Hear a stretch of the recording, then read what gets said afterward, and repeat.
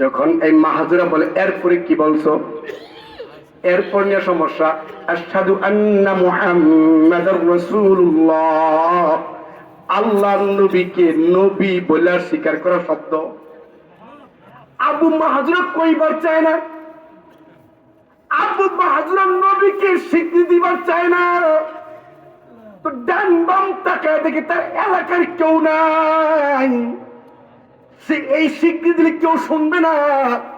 তো আস্তে আস্তে কয় আশহাদু আন্না মুহাম্মাদুর রাসূলুল্লাহ। আস্তে আস্তে কইছে।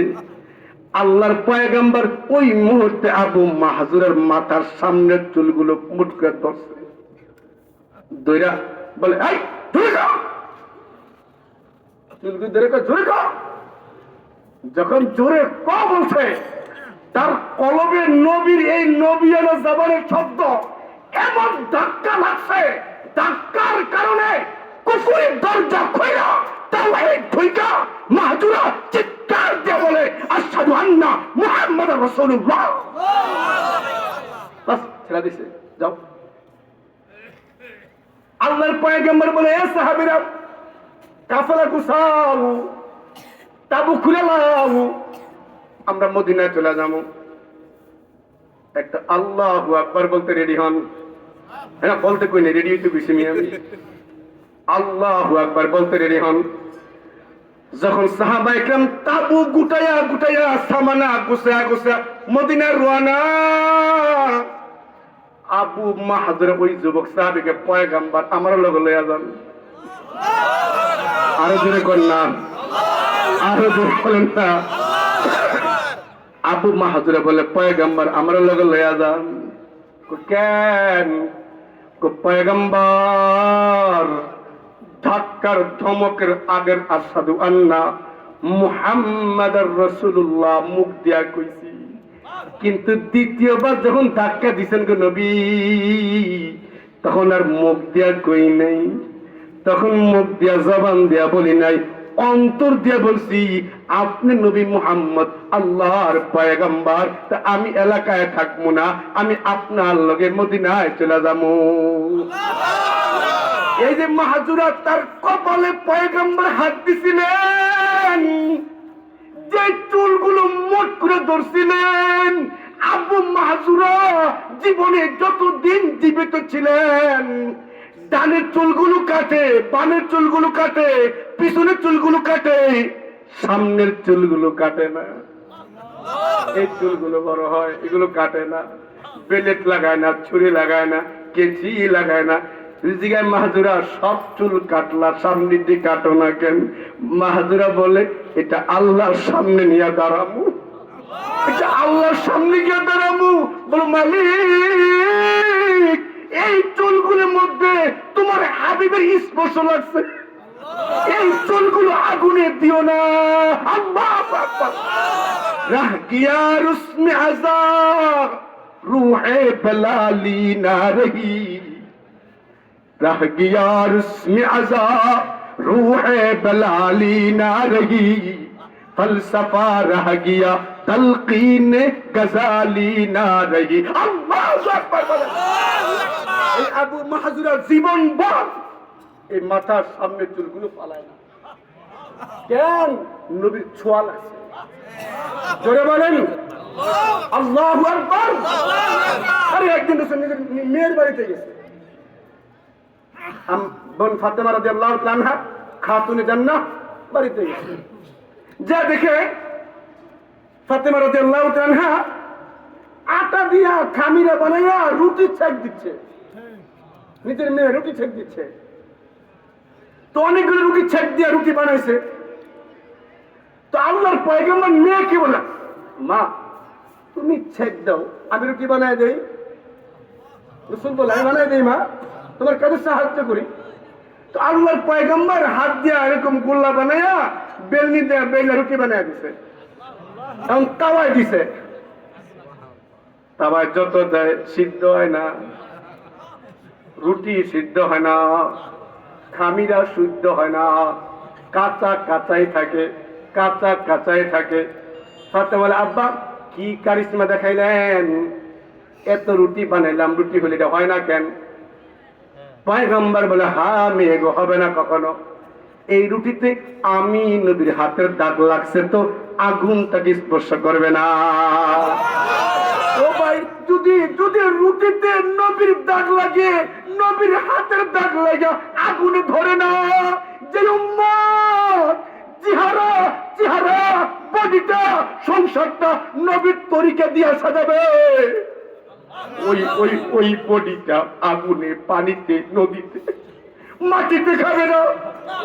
এজন্য কোন অনেক সাহাবীর কবর বাঙ্গার পর তাজা পাওয়া গেছে ভাই। কেন? এগুলো আশিকে রাসূলের কবর মিয়া। ঠিক না ঠিক? জিন্দেগি এত পরিবর্তন, জিন্দেগি এত পরিবর্তন, নবীর আদর্শ আমার আপনার জীবনে এত প্রয়োজনীয়। এজন্য মুখ দিয়া দাবি করা সহজ, মুখ দিয়া বাবাকে ভালোবাসি, বাবাকে মানি, বাবাকে মানি, 1000 বার বলা সহজ। বাবার জন্য যা করতে বলে ওইটা কইরা দেখায় যে সন্তান, ওই সন্তান মুখ দিয়া বলে না কোনোদিন আমি আমার বাবারে মানি। কথা কোন ঠিক না? রাখে কোন সাহাবী বলে না আমি নবীরে মানি, নবীরে মানি, কাজে কর্মে দেখাইছে। জোরে বলেন। এজন্য আল্লাহ তাআলা বলেন, ফাত্তাবিউনি, ও পয়গম্বর আপনি আপনার জাতিকে বলে দেন, আমি আল্লাহকে পেতে চাইলে কিচ্ছু করা লাগবে না, আমি যে আপনাকে নবী বানায়া পাঠাইছি। লাকাদ কানা লাকুম ফি রাসূলিল্লাহি উসওয়াতুন হাসানা। আল্লাহ তাআলা বলে, পয়গম্বর আপনার মধ্যে উত্তম আখলাক, উত্তম আদর্শ। এবার এই জমিনে কত নেতা নেত্রী দেখছেন, তার সবকিছু বলা, সবকিছু বলা, কিন্তু যখন গোয়েন্দারা তদন্ত করে তখন দেখে অমুক জায়গার টাকা চুরি করছে। কথা ঠিক না ব্যাঠি? এই দেশে কত নেতার কত কুকর্ম বাইরে হয়ে গেছে গা, ঠিক না ব্যাঠি? যেই নেতার বেশি ঘুরতেছি, ওই নেতার কুকীর্তি, তার কুকর্ম আমার আপনার সামনে দিনের দিন দিবালোকের ন্যায়, সূর্যের ন্যায় স্পষ্ট হচ্ছে। আর আমার আপনার নবী মুহাম্মদ এমন এক নেতা, এমন এক যোদ্ধা, এমন এক মহামানব, তার শিশু থেকে নিয়ে, মায়ের কোল থেকে নিয়ে কবরে যাওয়া পর্যন্ত জিন্দেগিতে কোনো দাগ নাই, ঠিক না? নারী কেলেঙ্কারি, নারী কেলেঙ্কারি, অর্থ পাচার, কাউকে জুলুম, কাউকে নির্যাতন, কাউকে দেশান্তর, কোন মামলা নাই। বলেন বলেন, এরকম স্পেশাল আখলাক ওয়ালা, যার কোনো দাগ নাই, কোন অপরাধ নাই, কোন রকমের কোন প্রপাগান্ডা নাই, ওই নবীকে মানবেন না? মানবেন কারে? হ্যাঁ, যে নেতা লেগে ঘুরতেছেন ওই নেতা বোতল নিয়ে ধরা খায়। কথা ঠিক না? কি কয়? কয় আমি প্রতি রাতে 70 রাকাত নফল নামাজ পড়ি। 70 রাকাত নফল নামাজ পড়ে। এই লোক মানুষ মারতে পারে? হ্যাঁ হ্যাঁ ভাই, বুঝেন কথাটা, বুঝেন। একটা লোক বলে এরকম হাজার জনতার সামনে আমি রাতে তাহাজ্জুদ পড়ি 70 রাকাত। 70 রাকাত তাহাজ্জুদ পড়নেওয়ালা মানুষটা নিরপরাধ মানুষকে হত্যা করা, লাশ গুম করা, আবার তার সন্তান দায় চায় না, আদর করে বিচার করে দিল। কথা কয় না? কত বড় বাটপার! শয়তান কয় আমি আর এলাকা যাওয়া লাগবো না। যেই লোক মানুষ মাইয়া তার ছেলে মেয়ে ডাক দিয়ে আইনা আবার আদর করে আমি বিচার করে দেব, অথচ উনি হত্যা করছেন। এই হলো 70 রাকাত নামাজ পড়নেওয়ালা কুকীর্তি। আমার আপনার নবীর মামলা আছে? জোরে বলেন। তো এই নবীকে মানবেন না, কারে মানবেন? এজন্য আল্লাহ তাআলা বলে, ফাত্তাবিউনি, ফাত্তাবিউনি। ও দুনিয়ার বান্দা বান্দিরা, আমি রবকে পেতে চাও, আমি রবের ভালোবাসা চাও, কিচ্ছু লাগবে না। আমি যে নবীকে মহা আদর্শ দিয়ে, চরিত্র দিয়ে তোমাদের মাঝে পাঠাইছি, ওই নবী যেমনে যা যা করছে, যা করতে বলেছে, যা সমর্থন দিয়েছে, তোমরা এমনি সেম সেম করো। আমি রবকে সহজে পাই না। জোরে বলেন সুবহানাল্লাহ। একটু আগে বসে লা ইলাহা ইল্লাল্লাহ, জোরে লা ইলাহা ইল্লাল্লাহ। অনেক ভাই দাঁড়া রয়েছেন, এর আগে আসেন ইনশাআল্লাহ। একটু আগে লা ইলাহা ইল্লাল্লাহ।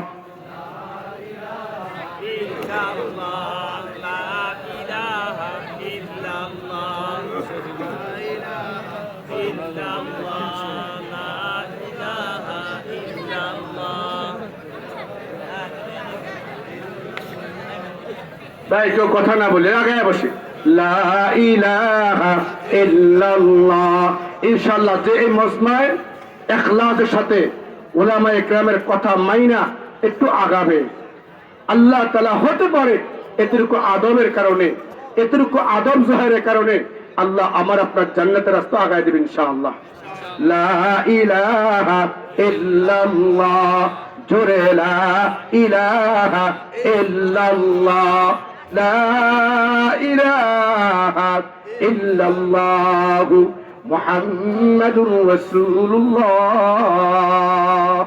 সাল্লাল্লাহু আলাইহি ওয়াসাল্লাম। আওয়াজ বন্ধ করি। আমি যে কথা বলতেছিলাম যে আমরা প্রত্যেকে আল্লাহকে ভালোবাসতে চাই, ঠিক কিনা বলেন? তো আল্লাহর ভালোবাসা পাইতে হলে আল্লাহ কি বলেছেন? নবীকে মানতে বলেছেন। কি বলেছেন? ফাত্তাবিউনি। আল্লাহ বলে যদি আমাকে পেতে চাও তো আমি যে নবীকে পাঠাইলাম ওই নবীর অনুসরণ করো। বলেন আল্লাহর ভালোবাসা পাইতে হলে কাকে মানতে হবে? জোরে বলে কাকে মানতে হবে? নবীর আদর্শ বাদ দিয়া, নবীর সুন্নাত বাদ দিয়া, নবীর আদর্শ বাদ দিয়া, নবীর ভালোবাসা বাদ দিয়া, নবীর চরিত্র বাদ দিয়া আল্লাহকে পাওয়া, আল্লাহকে তালাশ করা শয়তানি ছাড়া আর কিছু না।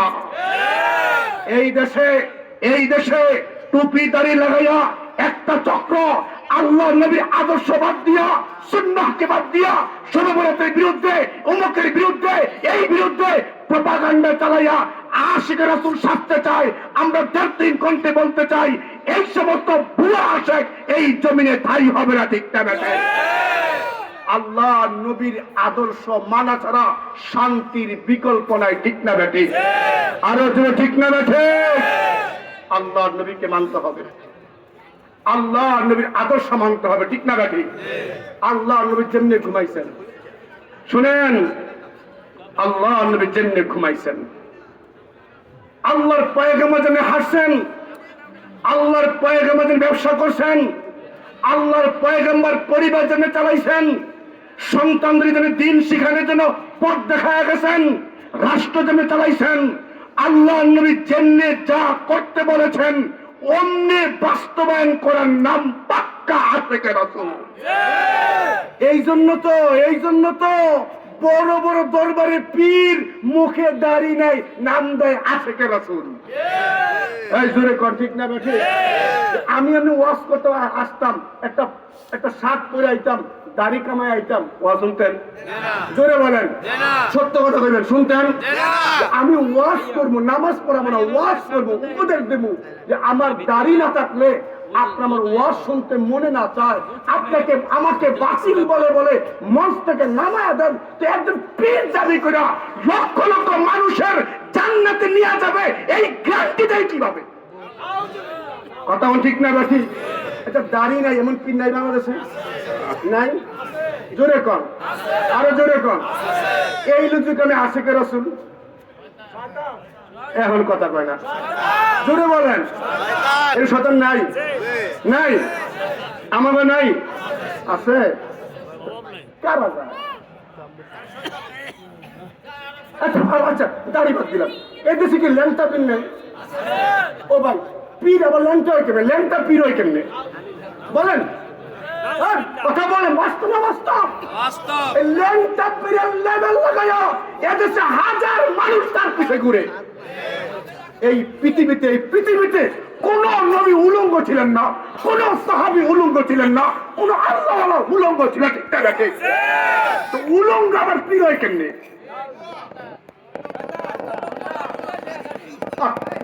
আর কেমনে বুঝাবো আমরা? কেমনে বুঝাবো আপনাদেরকে বলেন? আস্তে সিদ্ধান্ত নেন।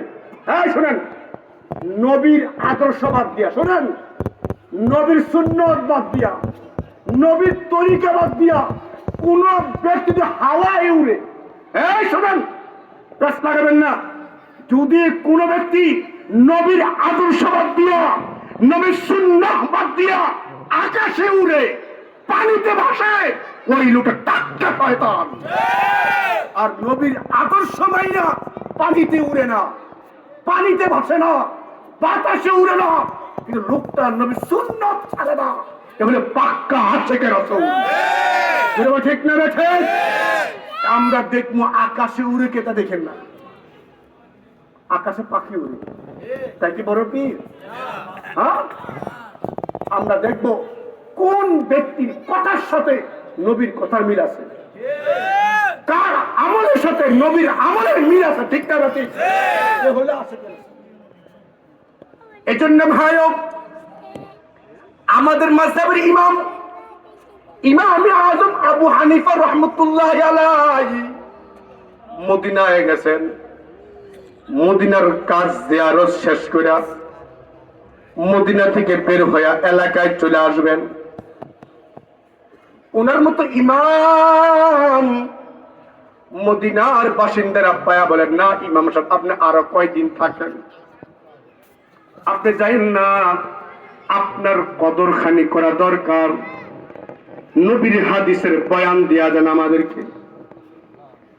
মদিনাবাসী ওনাকে মদিনা থেকে বের হতে দেয় না, উনি বারবার বের হতে চান, কিন্তু মদিনার বাসিন্দারা ওনাকে যাইতে দেয় না, থাকতে চায়, আপনি আরো কয়দিন থাকেন।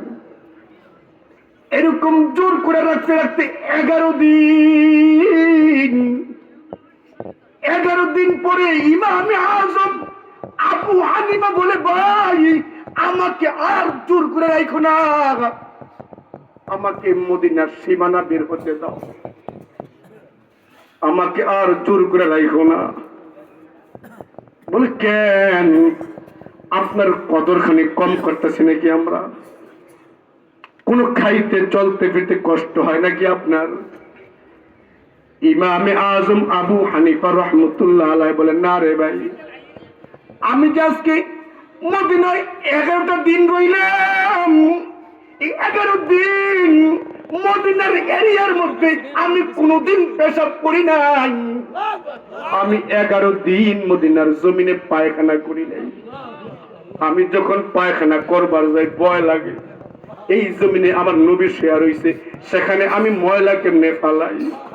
আমি পেশাব করতে গেলে ভয় লাগে, আমার পেশাব করতে গেলে ভয় লাগে, আমি কোন জায়গায় ময়লা ফালামু? নবীর ইজ্জত, নবীর মুহাব্বত, इश्क की राह में हुई जो औलिया अक्सर शहीद, इश्क की राह में हुई जो औलिया अक्सर शहीद। आजम बोले, আজকে 11 দিন পেশাব করি নাই, এই পায়খানা করি নাই, আমি এখানে বের হতে না দিলে আমি বাঁচবো না। এরকম আছে হ্যাঁ? আর আপনি যদি কই ভাই চলেন মসজিদ 3 দিন কালিমা শিখামু, 3 বার ব্যাগ গিয়ার মারবেন, এগুলো আছে কে রাসূল? দি বলি, ভাই আপনার মেয়েটা পর্দায় নেন, ভাই এলাকা নষ্ট করে ফেলতেছে। হ্যাঁ, আমার মেয়ে কার দোষ নাকি, কামাচ্ছে নাকি, তোর নজর খারাপ, ঠিক না ঠিক বলেন? আশেপাশে এরকম জায়েন নবীর সামনে, জায়েন নবীর সামনে, ও ভাই শেখ মুজিব কোন, শেখ হাসিনা কোন, জিয়া কোন, আর খালেদা কোন, নবীর ইশকের পরিচয় ছাড়া জান্নাত কারি জুটবো না। যেহেতু তালিবানি করো, বাপ বানাও, জোর করে বাপ দেখায় আমাকে। হ্যাঁ, বাপ না, জোর করে বাপ কয়, জোর করে বাপ টিকে কথা কয় না। এক এলাকা চাষা আছে না, তোর বন বাবা কো, তো বন খায় বাবা কয়, এই বাবা টিকে। এই যে আমাকে জোর করে 16 বছর বাবা ডাকাইছে, কথা কেন ভয় পাইতেছেন আপনারা? আমাকে 16 বছর জোর করে বাবাটা গেছে, বাবা বাবা না তো ইমামতি শেষ, না করে চাকরি শেষ। আচ্ছা, যে ইমামের ইমামতি বাবার লেগে গেছে, ওকে দোয়া করবো, জীবন দোয়া করবো, তার বদ্ধ না কামাইলা। এটা বলেন আমাদের বাবাকে যেরকম কি ভুলে গেছে, ও ঠিকই আছে 16 বছর বাপ ডাক্তার আসলে ভুলে যায়। বলে আমাদের বাবাকে মিল্লাতে আবিকুম, জোরে বলেন আমাদের জাতির পিতাকে, আরে জোরে বলেন আমাদের জাতির পিতার নাম কি? কেউ জোর করে বাবা ডাকারে ডাকবেন, জোরে বলেন ওই সময় শেষ। কথা কয় না, আমাদের জাতির পিতাকে। এখন আবার যে কেউ আরেকজন বাবা আছে, কথা কয় না, কইবেন কইবেন? আচ্ছা আচ্ছা আচ্ছা, যদি কেউ আমাদের জোর করে 16 বছর বাবা ডাকাইছে, উনি তোমার বাবা, ঢের বাবাকে, হ্যাঁ উনি নবী সাহেব কেমন খারাইব? বড় সাবধান। এই জন্য ভাইও এগুলো তালে তাল দিয়েন না। অনেকে অনেক কথা বলে, নবীর সুন্নাত ছাড়া আপনি যত আমল করেন, প্রত্যেকটা আমল আল্লাহ নবীর সুন্নতের স্কেল দিয়ে মাপবেন। নবীর সুন্নত মোতাবেক হইলে ওই আমল কবুল। আপনি যে যা করেন আমার কোনো আপত্তি নেই। আপনি নামাজ পড়বেন করেন, মিলাদ করবেন করেন, আমার কোনো আপত্তি নাই। কিন্তু আপনি মিলাদ পড়তেছেন না, এই মিলাদটা নবীর স্কেলে মাপবো। বুঝেন নাই কিছু? নবীর মতো মিললে কিনা, নবীর মতো মিলছে কিনা, নবীর মতো হয়েছে কিনা। সুন্দর না, বাটা দেখতে সুন্দর না, কিন্তু দাম বলো বাবা। ও ভাই অনেক আমল মজা লাগবো না, কিন্তু নবীর তরিকা নেই। রব বলে এটাই গ্যারান্টি। সাবধান সাবধান, জিন্দিগি বরবাদ করে না। খুদার কসম দিবল পাও দেন এরকম তালে তালে চলেন না। আল্লাহটা বিবেক দিচ্ছে না। আমি কি করতেছি? দাবি করে আশেক হয় না, স্লোগান দিয়ে আশেক হয় না, কাজে কর্মে আশেক হয়, কাজে কর্মে আশেক হয়। তা আল্লাহ কে বলে শোনেন, যদি নবী গো আমাকে পেতে চাই, আপনি বলে দেন আপনাকে মানতে, ফাত্তাবিউনি, আপনাকে মানতে।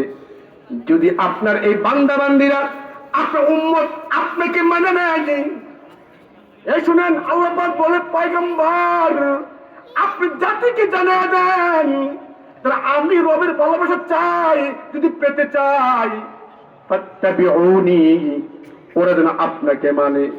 আর আপনাকে মানলে ওয়ায়াহবিবুকুমুল্লাহ, আমি আল্লাহর ভালোবাসা এমনি এমনি অন্তরে পয়দা হয়ে যাবে। আমি আল্লাহ তাদেরকে ভালোবাসবো, আমি রব তাকে ভালোবাসবো।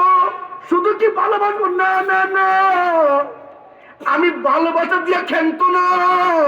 দুনিয়া জিন্দিগিতে চলতে গিয়া কমই হবে, চলতে গিয়া ত্রুটি হবে, কোন কমতি হয়ে যাবে, কোন গুনাহ হয়ে যাবে। রব্বে কারীম বলেন যদি আমি রবের ভালোবাসা পাওয়া যায়, আপনাকে নবীকে মাইনা মাইনা আমাকে পায়ালায়, শুধু আমাকে পাবে তা না, ওয়ায়াগফির লাকুম যুনুবাকুম, আমি আমার ওই বান্দা বান্দির সকল গুনাহগুলিও সাথে সাথে মাফ করে দেব। এজন্য ভাইও জীবন ভর মন মতো চলছেন, মন মতো কাজ করছেন, এখন বুঝাচ্ছে নবীর তরিকা মতো আমল করছেন, দীর্ঘদিন উল্টা পাল্টা করছেন, এখন বুঝ চলে আইছে, হেদায়েত পেয়ে গেছেন। এখন হেদায়েত পাওয়ার কারণে পিছনে যে ভুল করে আইছেন, ওই ভুলগুলো থাকবে না। ওই ভুলগুলো ওয়ায়াগফির লাকুম যুনুবাকুম, আমি তার পিছনের সব অপরাধগুলো মাফ করে দেব। ওয়ায়াগফির লাকুম যুনুবাকুম ওয়াল্লাহু গফুরুর রহিম। আল্লাহু আকবার বলেন। রব্বে কারীম বলেন শুধু কি মাফ করব, কেন মাফ করব? শোনো, গফুরুর রহিম, আমি অত্যন্ত দয়াবান, আমি মেহেরবান। ঠিক না ঠিক? এই তো রাসূল বলেন লা ইউমিনু আহাদুকুম, লা ইউমিনু আহাদুকুম, এই শুন করেন পয়গম্বর জবানে হাদিস, লা ইউমিনু আহাদুকুম হাত্তা আকুনা আহাব্বা ইলাইহি মিন ওয়ালিদিহি ওয়া ওয়ালাদিহি ওয়ান নাসি আজমাইন। আল্লাহর পয়গম্বর বলেন, ও উম্মত আমার, খাঁটি মুমিন হতে পারবে না। এ ভাই, আমরা আশিক দাবি করি, রাসূল কি বলে শোনেন, তুমি পাক্কা আশিক হতে পারবে না, পাক্কা মুমিন হতে পারবে না যতক্ষণ পর্যন্ত তোমার কলবের মধ্যে লা ইউমিনু আহাদুকুম হাত্তা আকুনা আহাব্বা ইলাইহি মিন ওয়ালিদিহি ওয়া ওয়ালাদিহি ওয়ান নাসি আজমাইন। ও আমার উম্মত, তোমাদের কলিজার মধ্যে যদি আমি নবীর মুহাব্বত, তোমার ছেলেকে কি মুহাব্বত করো, তোমার ছেলের মুহাব্বতের চাইতে, তোমার পিতা মাতাকে ভালোবাসার চাইতে, দুনিয়ার সব কিছু চাইতে যদি আমি নবীর মুহাব্বত না থাকে, তে পাক্কা মুমিন হতে পারবে না। এবার দেখেন, আমার আপনার অন্তরে ছেলেকে মুহাব্বত করতে গিয়া নবীর তরিকা ছাড়লেন না ধরলেন। যদি দেখবেন ছেলের মুহাব্বত করতে গিয়া শরীয়ত ছুটে যায়, নবীর তরিকা ছুটে যায়, বুঝতে হবে আমার আপনার কলিজায় নবীর মুহাব্বত কম, ছেলের মুহাব্বত বেশি। হ্যাঁ,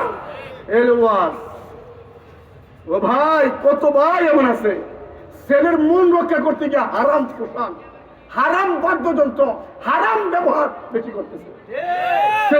ছেলেরা হয়ে যায়, ছেলে ভাই থাকবো না। যদি ছেলেকে মুহাব্বত বেশি করো, প্রমাণ কি? ছেলের মন রক্ষা করতে গিয়া আল্লাহকে খুশি করলেন না নবীর তরিকা ধরলেন, না ছেলে ছাড়লেন নবীকে ধরলেন।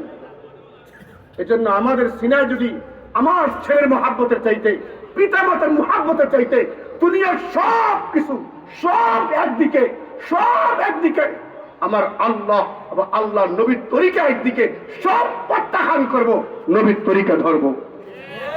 তাহলে বুঝবো আমাদের কলবে সব কিছু চাইতে কার মুহাব্বত বেশি। জোরে বলেন। তো হইলে আপনি পাক্কা মুমিন।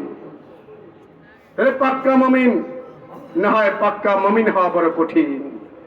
এজন্য ভাই, সর্বশেষ কথা, এখন দোয়ার দিকে যাব। আল্লাহ নবী এক সাহাবী ছিলেন, সাদ রাদিয়াল্লাহু তাআলা আনহু, একজন নবীর পয়গম্বরের সাহাবী, একবারে কালা, চেহারার রং ভালা না। আল্লাহর পয়গম্বর সাদকে জিজ্ঞেস, সাদ, তোমার কি বিয়ে শাদী করবার মন চায় না? সাদ বলে, হ্যাঁ পয়গম্বর, আমার তো বিয়ে করতে মন চাই, কিন্তু আমার যে চেহারা পেশকাঠি, অর্থ সম্পদ নাই, চেহারা রং বালা না, কোন মেয়ে আমাকে পছন্দ করে না, তাই বিয়া করবার পারিনি, বিয়া করতে মন চায়।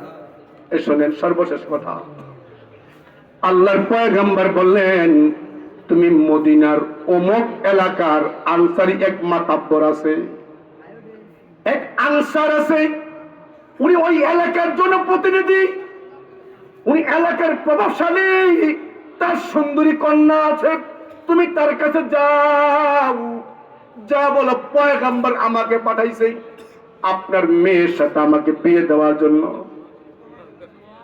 আল্লাহর নবী প্রস্তাব দিয়া পাঠাইছে। সাদ রাদিয়াল্লাহু তাআলা আনহু ওই সাহাবীর কাছে গেছে, সালাম কালাম দিয়া বলে, আল্লাহর পয়গম্বর আমাকে আপনার দরবারে পাঠাইছে আপনার মেয়ের সাথে আমাকে বিয়ে দেওয়ার জন্য। ওই সাহাবী সাদ, যুবক সাহাবীকে দেখা একবার চেহারার দিকে তাকাই আর ভাবে, কোথায় আমার মেয়ে, কোথায় এই পাত্র, কোন দিকে মিলে না। কথা বুঝাবুঝি এক পর্যায়ে ইঙ্গিতে ইঙ্গিতে ওই মেয়ের বাবা বলে, না তোমার সাথে আমার মেয়েটা মানায় না। সাদ রাদিয়াল্লাহু তাআলা আনহু মলিন চেহারা নিয়া, ব্যতীত দিল নিয়ে যখন ওই সাহাবীর ঘর থেকে বের হন, এমন সময় পর্দার আড়াল থেকে একটা কন্যা, মেয়ে সন্তান একটা কন্যা নারী কণ্ঠে ডাক দেয়া বলে, সাদ, আপনি দাঁড়ান। পর্দার আড়ালে নারী, ওই মেয়েটা যুবক সাদকে বলে, সাদ, আপনি দাঁড়ান, আপনি যাবেন না। পর্দার আড়াল থেকে মেয়েটা জিগায়, বাবা আপনি সাদকে জিগান, সাদ কি আমারে নিজে বিয়ের প্রস্তাব নিয়ে আইছে, নাকি সাদকে অন্য কেউ নবী পয়গম্বর প্রস্তাব দিয়া পাঠাইছে? জিগান আপনি সাদ। সাদ বলে, না না না, আমি নিজ থেকে প্রস্তাব নিয়ে আসি নাই, আমাকে নবী তোমার কাছে পাঠাইছে। আল্লাহর পয়গম্বর আমাকে পাত্র হিসাবে আপনার ঘরে পাঠাইছে, আমি প্রস্তাব নিয়ে আসি নাই। ওই মেয়েটা পর্দার আড়াল থেকে বলে, বাবা যেই নবীর বরকতে আল্লাহ চিনছ, যেই নবীর লেগে আল্লাহ পাইছ, পাথরের পূজা কর্তা, গাছের পূজা কর্তা, যা কিছু করবার পারে না তার পিছনে খাবার দিয়া দিয়া সময় ব্যয় কর্তা, যে নবীর বরকতে আল্লাহর পরিচয় পাইলা, জান্নাত চিল্লা, জাহান্নাম চিল্লা, দ্বীন শরীয়ত পাইলা, ওই নবীর হুকুম না মানলে ঈমান থাকবে না বাবা। আল্লাহর পয়গম্বর আমার লাগা কালা হোক, দলা হোক, ল্যাংড়া হোক, যেমন হোক, আল্লাহর পয়গম্বর যেই যুবককে আমার জন্য পছন্দ করে নির্বাচন করছে বাবা, ও যাই হোক, এটাই আমার জীবনের জন্য আল্লাহ নবীর সর্বশ্রেষ্ঠ উপহার। এটা কালা হোক, যাই হোক, এটা আমার জন্য আকাশের চাঁদ। একই বলে, লা ইউমিনু আহাদুকুম হাত্তা আকুনা আহাব্বা ইলাইহি মিন ওয়ালিদিহি ওয়া ওয়ালাদিহি ওয়ান নাসি আজমাইন। আল্লাহর পয়গম্বর বলেন, ও উম্মত আমার, খাঁটি মুমিন হতে পারবে না যতক্ষণ পর্যন্ত তুমি আমি নবী মুহাম্মদকে তোমার ছেলের মহাব্বতের চাইতে, তোমার পিতার মহাব্বতের চাইতে, দুনিয়ার সব কিছুর মহাব্বতের চাইতে আমি নবীকে ভালো না বাসবা, আমল করে না দেখাইবা, বাস্তবে না দেখাইবা, ততক্ষণ পর্যন্ত খাঁটি মুমিন হতে পারবে না। এজন্য ভাইও আসেন নবী সুন্নত খুঁজা খুঁজা আমল করি। আছে কত মানুষ, কত দাবিদার। আপনি কি জানেন নবী সুন্নত তরিকায় মসজিদে কেউ ঢুকতেন? মসজিদ ঢুকার 5টা সুন্নত, 5টা সুন্নত, বের হওয়ার 5টা সুন্নত। কয়জনে জানেন? শুক্রবার, শুক্রবার কত শুক্রবার যায়? শুক্রবারের সবচেয়ে গুরুত্বপূর্ণ আমল আল্লাহ নবীর দুরূদ পড়া। বলে সুবহানাল্লাহ, সুবহানাল্লাহ। যেই উম্মত, এই যে এখন যে আমরা নবীর শানে দুরূদ পড়ি, এই দুরূদটা আপনার নাম সহ, আপনার বাবার নাম সহ, আপনার গ্রামের ঠিকানা সহ আল্লাহ নবীর রওজায় স্পেশাল ফেরেশতা আছে, ওরা নিয়ে যায়।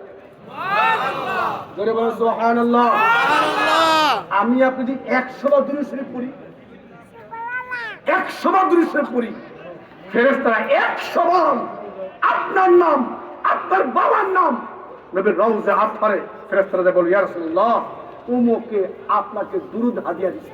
সুবহানাল্লাহ। আচ্ছা, যদি দৈনন্দিন 100 বার পড়েন, আপনি 60 বছর বাঁচেন। আর প্রত্যেক দিন 100 বার বলেন আল্লাহ নবীর দরবারে আপনার নাম দৈনন্দিন 100 বার, বাবার নাম, আপনার নাম, আপনার গ্রামের নাম যদি 100 বার দৈনন্দিন বলে, 60 বছরে কত কোটি বার হবে? এই নবী আপনার চিন্তার সময় লাগবে? এর একটা আশিকের আছে। আসুন আল্লাহ আমাদের সকলকে নবীর সুন্নাত মোতাবেক জীবনটা সাজাইবার তৌফিক দান করুক, আমিন। এই জন্য আপনি ইমাম সাহেব আছেন, ওলামায়ে কেরামরা আছেন মহল্লার, এদের সুহবতে যাবেন, এদের থেকে দিন শিখবেন। হুজুর নামাজের সুন্নত কয়টা, গোসলের সুন্নত কি, ঘুমানোর সুন্নত কি, খাবারের সুন্নত কি, এই সুন্নত যত মানবেন তত নবীর মুহাব্বত অন্তরে পয়দা হবে। আসুন আল্লাহর নবীর সুন্নতকে মেনে খাঁটি পাক্কা আশিক রাসূল হয়ে কবরে যাওয়ার তৌফিক দান করুন আমিন ওয়া আখির দাওয়ানা আনিল হামদুলিল্লাহি রাব্বিল আলামিন।